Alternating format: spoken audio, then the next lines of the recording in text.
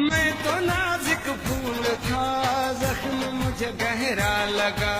चैन मेरा उड़ गया जब बेवफा को दिल दिया।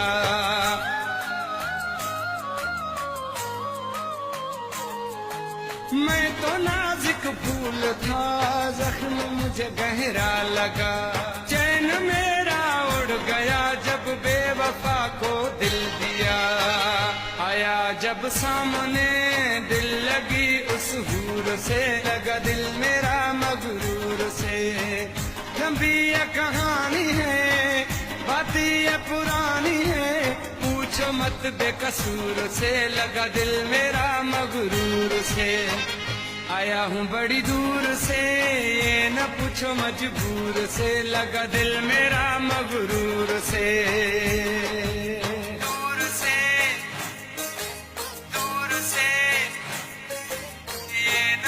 मजबूर से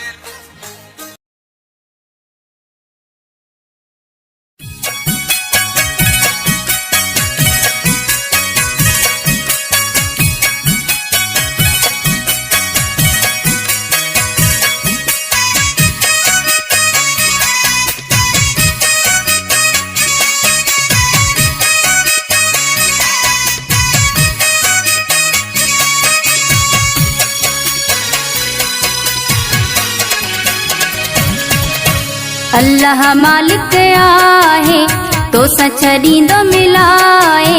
अल्लाह मालिक आहे तो सचरींदो मिलाए। उम्मीदन ते अञा